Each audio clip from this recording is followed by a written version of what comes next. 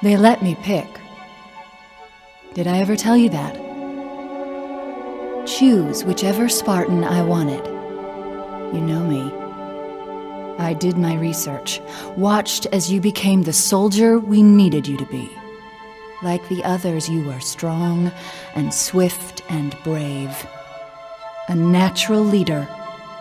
But you had something they didn't. Something no one saw but me. Can you guess? Luck.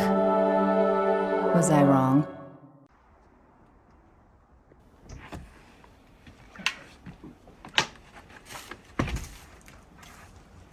I need a weapon.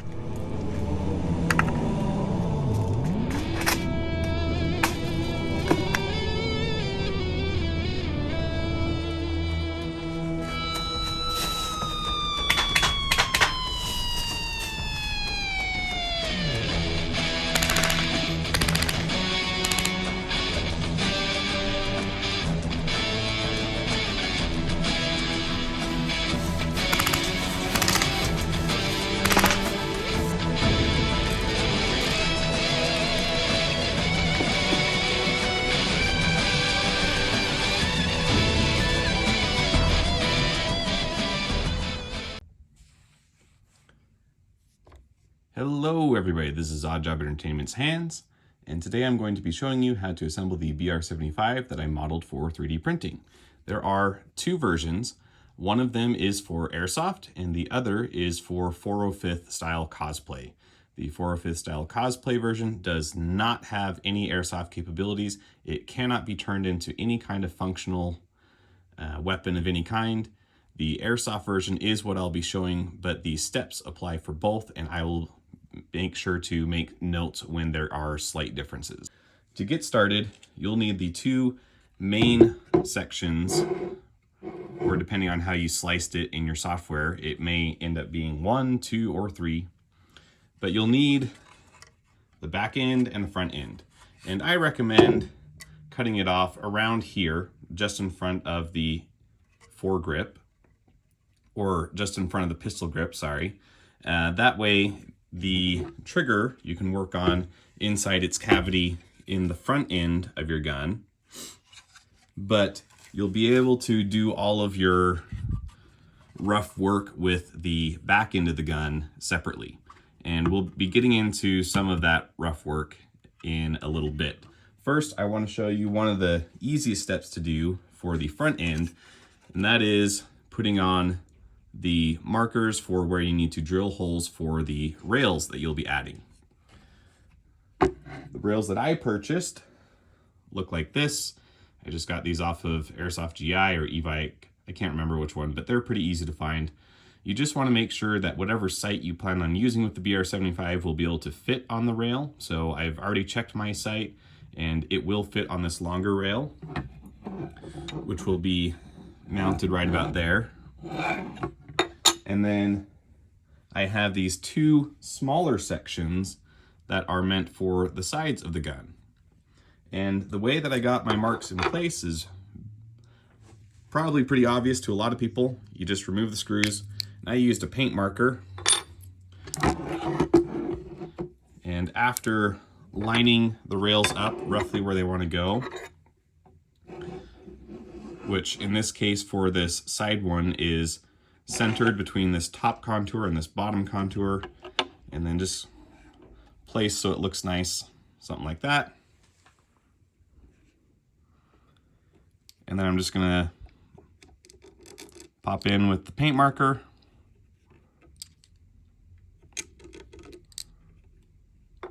And there we go. We've got our holes marked for drilling later in the process. Another benefit of having the model split like it is right now is it makes things like that a little easier. So just bear that in mind. One thing to watch out for while printing, since I'm holding this piece, is you want to avoid printing support material in this cavity. This is meant to be where your battery will go.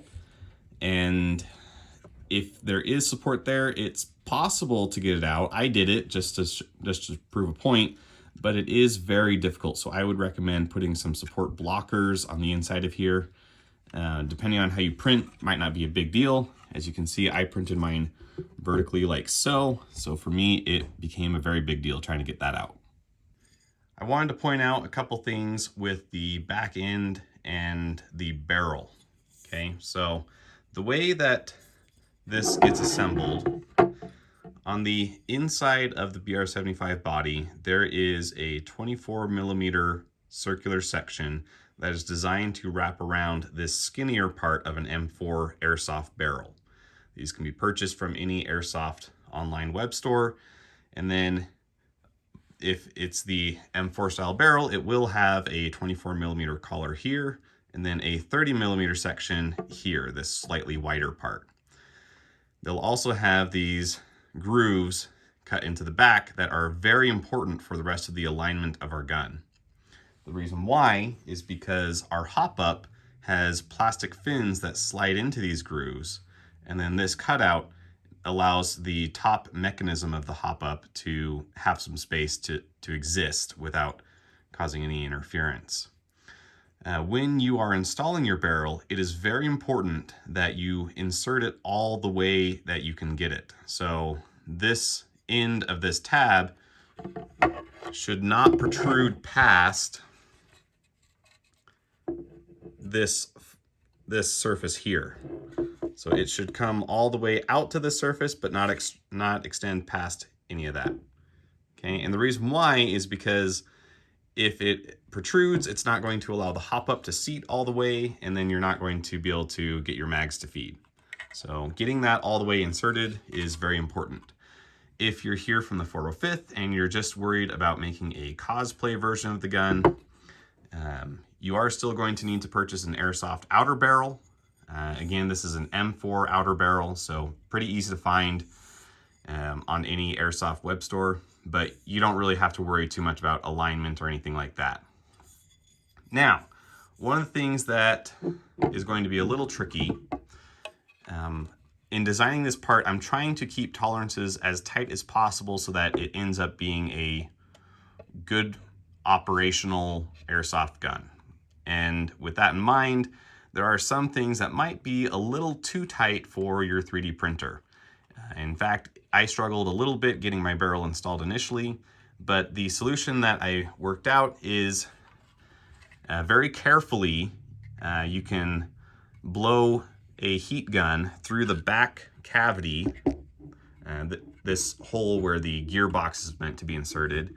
You can blow a heat gun through here and soften the plastic on the inside and slowly work your barrel towards the front of the gun. I don't have it installed right now because I have it out so that I can show you how to install it properly. But that's what you're going to want to do if the print ends up being slightly too small. Now, obviously, whenever using a heat gun, be very careful not to burn yourself, wear some protective gloves, and the barrel itself, being that it's made out of aluminum, will probably get very hot in this process as well. So keep an eye on that as well.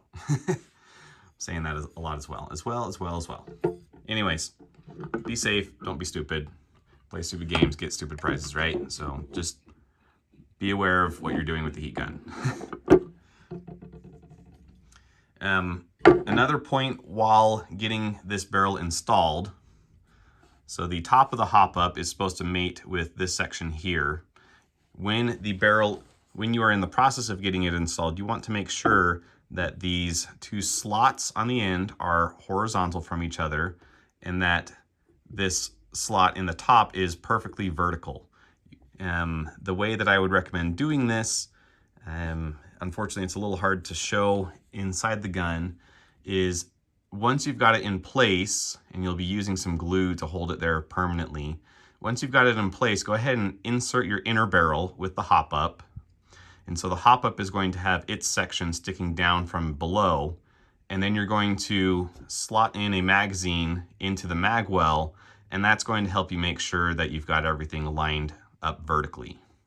Another note I want to point out is this is an 18-inch barrel, and it is just a little bit too short for the full BR75 length that we need.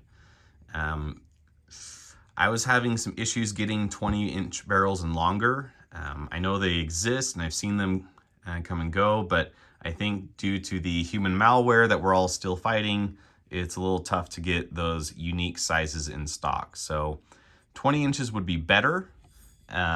If you can only find a 18-inch or shorter, you know, there's also 16, 14, 12, 10, all those different sizes. You can also just buy an extension. You just want to make sure that you get the correct thread. So I'm mentioning this because Airsoft does use the 14mm clockwise thread, which is, or sorry, counterclockwise thread, which is different than just about anything else on the market. So especially if you're from the 405th and you're not super acquainted with Airsoft parts, you're just going to want to make sure that whatever barrel extension you buy to get the rest of the length that you need for your project, it needs to have the correct thread. It will be listed on the website and on the listings. You just need to double check that. Okay, most Airsoft products will have a 14mm counterclockwise thread, but you just want to double check, make sure you don't buy the wrong parts. A final note on this barrel before we move on to something else. You will notice that I've had to file away at that top slot a little bit. Before you try to install your barrel, check the fitment with your inner barrel and your hop-up. Make sure that they can seat all the way forward inside the barrel. If they don't, you want to make any modifications to the barrel that you need before you try to install it, because it's going to be just about impossible to do that once it's installed. I'm going to go grab my inner barrel so that I can show you what it looks like when it is properly mated to the outer barrel. Okay, so now you can see I've got my inner barrel and hop up in hand. Another modification I had to do is I had to file away a little bit at this front face of the hop up, and I did scratch up the inner barrel a little bit. Not a big deal, all in all. I mean, this outer surface doesn't really have anything to do with the performance of the gun, so I'm not really going to cry about it, but that is something you may have to do in addition to possibly filing at some of the slots on the outer barrel. And what you're looking for is you want the plastic fin of your hop-up to be flush with the end of the tabs on the outer barrel, okay? So you can see it's pretty tight fit up there, which is why I had to hollow it out to get the mechanism of the hop-up to fit. You may not have to do this. It probably just depends on which barrel you buy, and I just bought one where I needed to do it. You also want to make sure that a lot of the hop-ups will have a little tab just right there underneath that circular section. You want to make sure that that can also reach the end of the barrel, okay? There's a very slight gap, but I don't think that that's going to be big enough to cause an issue. You do want to try and minimize that as much as possible. On this side, the cut's a little different. So you just want to make sure that that tab is again flush with the outer barrel. If it looks like this, you should be good to go. I got the barrel installed into the back half of the BR75. If you look through this hop-up window, you can see there is our end of the barrel. So this is not inserted all the way, but it is inserted to the point where we can start to apply some glue. So with it visible in the hop-up window like this, this gives you an opportunity to put some E6000 on there without having it get all inside the back half of the gearbox compartment.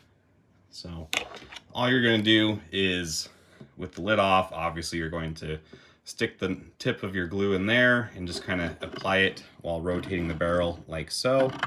That's going to give you a nice good ring of glue, and then you're just going to get it into that last bit of position, which again will be such that the tabs, don't know if you can see them down there, there you go, that tab needs to be flush with the front of this magazine well. Okay, so I'm going to do that, and then I'll show you the next step. Okay, so now you can see that the barrel is more or less in there. It's now flush with that surface. So now we're going to slide our inner barrel in from the back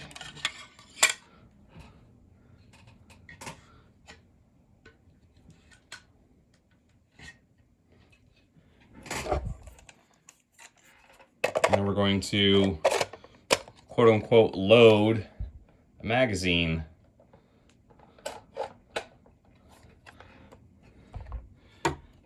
Okay, a couple points to look at to know that you've got it all lined up well. The magazine catch hole on the magazine should line up with the magazine catch hole on the receiver. So you can see we've got the square-ish cutout on the magazine. It's lining up with that slot. The hop-up should be easily accessible from here.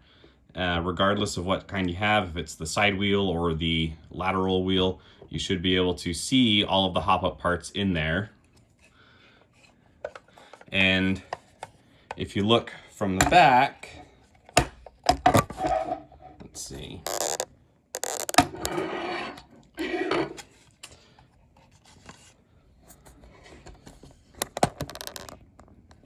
There we go. If you look from the back, you should be able to see that the hop-up is seated into the magazine.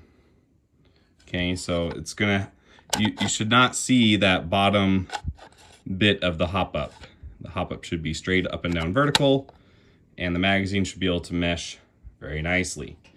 If all of that is lined up, you are good to let this sit for a bit. Let that glue cure.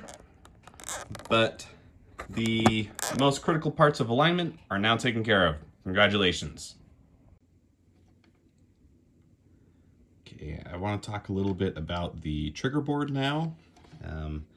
So this is the Spartan trigger board for the Inferno Gen 2 from Wolverine Airsoft. The plastic enclosure is designed to mimic the metal gearbox that most V2 styled guns will come with, like the M4 that this is based off of. That said, there are a few tolerances taken from the gearbox that don't match up exactly for what we need for this trigger board. And I've only tested it with the Spartan board. If you have a different style trigger board that doesn't work, all you need to do is send me a picture and I will try and get something worked out for you. I really want to try and support as many boards as I can. The cylinder is pretty easy because it just sits inside the gearbox, right? But in order to get these triggers working for everybody, I'm gonna depend on you guys to help me outsource that information a little bit. Installing the magazine release should be pretty easy. What you're going to want to do is to get the button into place, you're actually going to install it from the inside. So you're going to just kind of guide it to the hole and then push it in from the inside. And then you need to place the spring so that it's beneath the button and between the aluminum ring that is on the front of your gearbox. And then this other piece that is the actual magazine catch, this guy here, it should just go through the hole and then you just put in the screw and you're set. One thing to take notice of, and something that you're probably going to have to sand a little bit, is just making sure that these metal pieces have enough clearance to move smoothly. Mine currently do not, so it's kind of a pain to get the magazine out. But once these holes are widened just slightly, the magazine works pretty reliably. So it does at least work now, and I can verify that part. It's just getting it to be smooth as butter like we want. Okay, next step we need to do is we need to put some bushings into the fire selector and the safety selector pinholes. These are intended to be assembled with a 3mm rod acting as the axle. And if you're an avid airsofter, you should recognize these. These are, of course, just harvested from a gearbox. So these are 8mm bushings. That'll take it down from an 8mm hole down to the 3mm hole that we need for the axle clearance. If you are building this from a 405th perspective and you do not care about having a toggle switch on either side, you can just glue the paddles in place. Now, to make this as aesthetically pleasing as possible, I'm going to heat set these from the inside so that they're not visible from the outside. So I've got my soldering iron nice and hot, and I'm just going to press those into place. Okay, so you should be able to see it in there. It's a little hard to tell because it is black plastic and it's dark in there, but just set into that hole, and when the plastic cools, it'll be a pretty good seal there. It's not going to be nearly as sunk in as like a threaded insert would be, but we don't need it to be. It just needs to be a smooth pivot point, and it'll do that very nicely. Okay, so getting the safety and the fire selector installed. Just some key points. You're gonna need a 3mm rod. I just printed one, not super hard. And because it is an interior hole, you're probably gonna have to widen some of the holes. So to do that, I'm just taking the Leatherman, just spinning it around the hole like that until I can get it to tightly fit around the 3mm rod. So that's how I'm doing that. With the safety selector, you want to glue it in place such that that face that you can see protruding from the side of the gun body, it needs to be vertical. That's how it's supposed to be mounted. So it'll be kind of leaning back a little bit. Don't know if you can see that there. Kind of leans towards the back of the gun, and that this face needs to be vertical when it is in the safe position, which is the down position. Because when you flip it up, and this part isn't glued to the rod right now, so I'm moving both of them with my fingers. When this moves up, that moves this out of the way, and so the trigger is able to drop down. So that's how that works. Okay, so just done one of the more fiddly bits of construction here. Basically, it's all about getting this gray trigger box aligned with the fire selector panel. That fire selector is 1mm thick, so you're trying to get this gap between the gray box and the black gun body to be that 1mm thick. And I can't get to show on camera, but take my word for it, the paddle is aligned such that it is just barely below the fire selector button on the trigger board. And when this gets rotated up, it is now on full auto. It presses that switch, and that's how that works. On the other side, the safety is positioned such that when it is in this down position, it is blocking the trigger. And when it's in the up position, you can pull the trigger.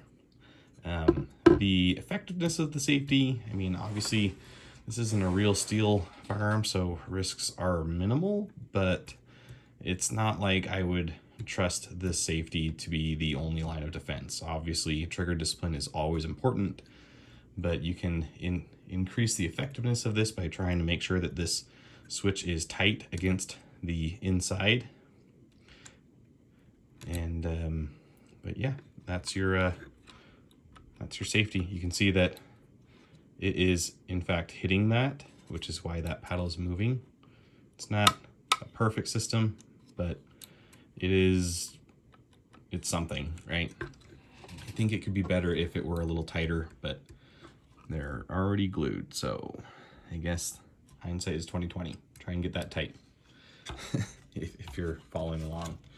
But yeah, we now have a dual stage trigger on an AEG, and it's installed. And then for the wiring, I've just tucked it in through this gap. Don't do your wiring that way. So Trigger Revision 2.0 has some tolerance between the right side of the gun body and the trigger spring that is there so that you can wrap the red and black cables coming from your trigger board around the trigger spring and send it out the front. If you have it exiting out the back, you'll find that you have some issues with clearance with the back of the main gun body and the trigger housing. So as opposed to having it exit out the back like I do here, do that instead. Wrap it around the trigger spring loosely. I mean, you don't want to restrict its movement, and then send it out the front.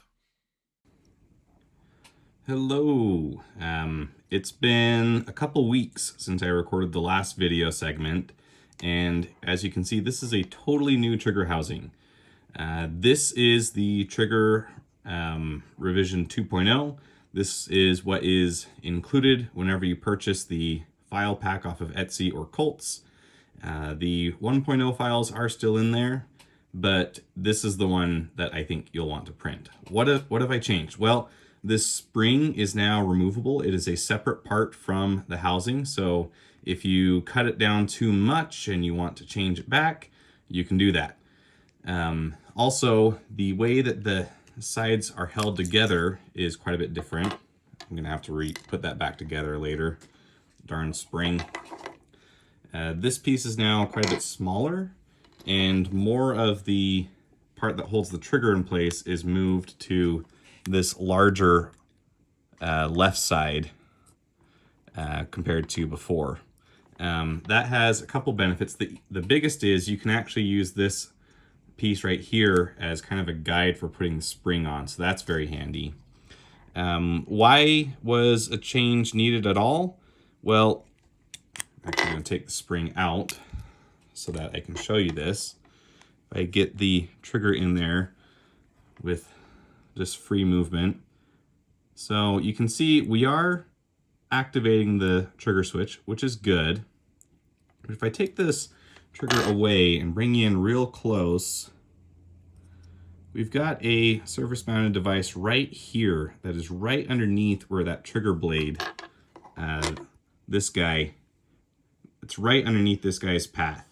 And when it was in the original design, it was a little too shallow and meant that it was pretty easy for you to actually scrape that surface mounted device off. So this new version increases the tolerance a bit to push the trigger further that way, away from the bottom of this, and that gives you better clearance. Let's see if I can get a good angle there, over that surface mounted device. So this one is safe to use with your trigger boards. That said, there are a few things that I learned about these trigger boards that make them kind of a pain. This is not my original trigger board. I had to get a new one because of scraping off that surface mounted device originally. But the other thing that I've learned is there is enough of a variance in the size of the PCB to make it so that getting the tolerances dialed in for this cavity are a bit of a pain. So I think they're in a good place right now where they'll probably work for most people with minimal alterations. This one that I printed fit perfectly with this PCB, but I had to shave down some sections in order to get this PCB to fit nicely, namely along the bottom here and across the top. So that's something you're going to have to watch out for. I'm sorry about that. There's not much that I can do. If I widen the tolerances, it's not going to hold on to PCBs well for anybody. And that's just going to be part of the post-processing you're going to have to do to get a good fit. Some of the tuning you can do on these springs, if you so desire, is you can, let's get a good profile shot, you can move the contact point, this little nub here, you can move it further up the spring. That will give you more pre-travel before you feel a click. You can also shave it down on the sides here. That's going to reduce the spring pressure. You can also shave it down here along this surface. So you've got a couple options. You can adjust the pre-travel that way, and you can adjust the spring tension. But when it's all put together, you do get quite a nice clicking action. I'll put just this spring in. I won't put the default trigger spring in, just so that you can kind of see the motion we're going for. Again, be very mindful of that surface mounted device. You don't want to snap that off. See? Nice little click. And like I said, I did have to get a new PCB because the 1.0 version didn't have enough tolerance. So instead of extending the wires by soldering on new connections, I decided to make a couple wire harnesses. So I've got really big, we'll call this a medium one, and then I've got just enough for the battery. So this is going to make it so I don't have to solder any connections, and it'll make it easier to take apart and do maintenance on in the future. So this is what I do, just make extended wiring harnesses. Okay, so let's get this installed, and we're just gonna ignore this big old scar that I put into the side there. It's battle damage. There's been quite a bit of rapid prototyping here. What have I got though? I've got a wire that is fed through the wire clearance hole. This is the yellow end of it over here. And to help feed in the front wired harness for the solenoid, I'm going to use some electrical tape to temporarily attach them like so, and use that to pull it through. Okay, put the barrel in first before you try to put the stupid gearbox in. Okay, I promise I'm gonna get this.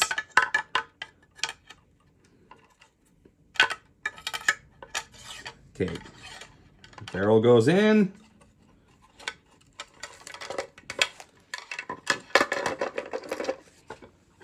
Gearbox follows.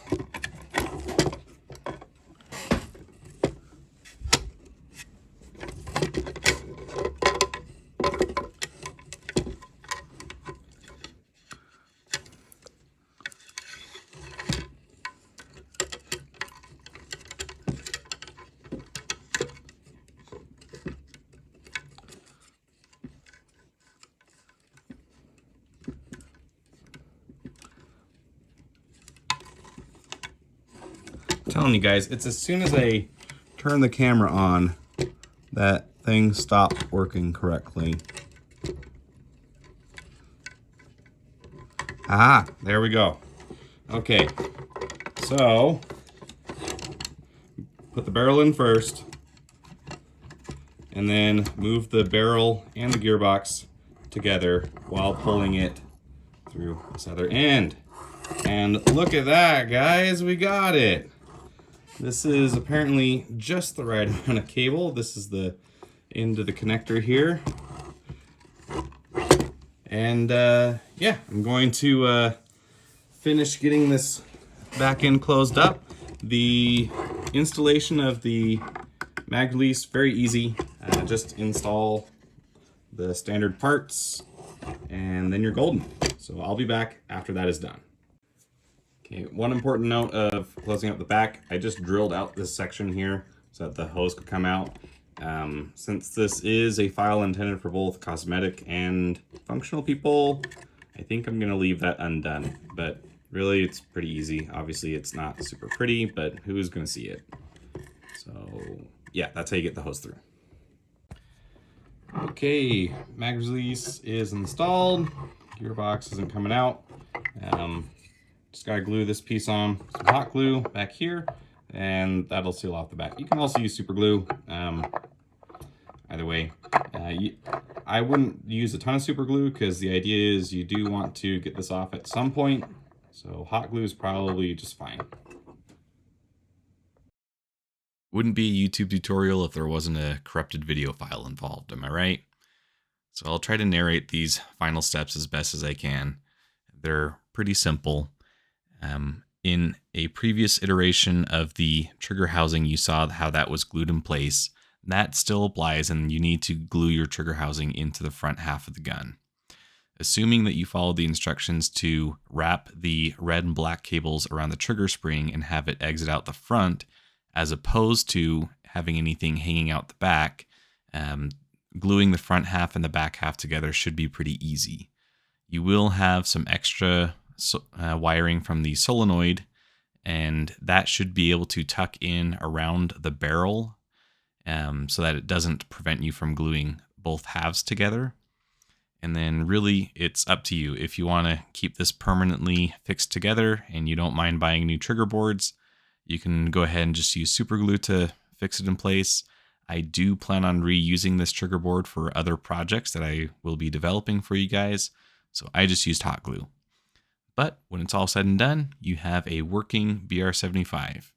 And assuming that the steps were followed correctly, you have a working safety, a working fire selector, magazine release, and one heck of a cool looking gun. Now you guys know what to do. Like, share, comment, subscribe, do all the YouTube things. Let me know what you think down in the comments.